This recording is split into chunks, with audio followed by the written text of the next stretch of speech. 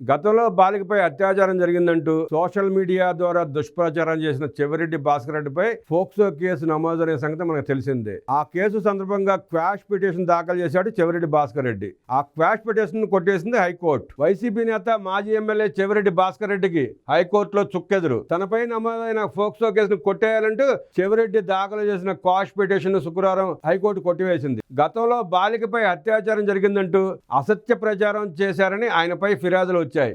ఈ మేరకు తిరుపతి పోలీసులు ఫోక్సో కేసు నమోదు చేశారు. ఈ కేసును కొట్టివేయాలని ఆయన ఉన్నత న్యాయస్థానాన్ని ఆశ్రయించారు. దీనిపై విచారణ జరిపిన హైకోర్టు చెవిరెడ్డి పిటిషన్ను కొట్టివేసింది. తిరుపతి జిల్లా ఎర్రవారిపాలెం మండలానికి చెందిన 14 సంవత్సరాల బాలికపై అత్యాచారం జరిగిందని వ్యాఖ్యానించడంతో పాటు సామాజిక మాధ్యమాల్లో ప్రసారం చేశారన్న ఆరోపణలతో చెవిరెడ్డిపై కేసు నమోదైంది. వాస్తవాలు నిర్ధారించుకోకుండా సోషల్ మీడియా వేదికగా అసత్య ప్రచారం చేయడాన్ని పోలీసులు తీవ్రంగా పరిగణించారు.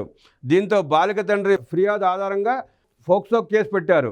ఎర్రవారిపాలెం మండలానికి చెందిన బాలిక పాఠశాల నుంచి ఇంటికి వస్తుండగా ముసుగు వేసుకున్న దుండగులు తనపై దాడి చేసి మత్తు మందు తాగించారని తల్లిదండ్రులు నమ్మించింది.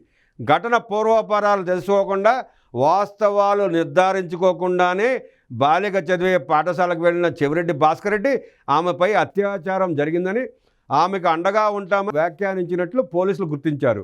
బాలికకు వైద్య పరీక్షలు చేసి అత్యాచారం జరగలేదని పోలీసులు తెలిపినా సామాజిక మాధ్యమాల్లో తన పేటీఎం గ్యాంగ్ ద్వారా అసత్య ప్రచారం చేసిన చెవిరెడ్డి భాస్కర్ రెడ్డి క్వాష్ పిటిషన్ కొట్టివేయడం ఆమె కుటుంబ సభ్యుల తల్లిదండ్రులు సంతోషాన్ని వ్యక్తం చేస్తున్నారు.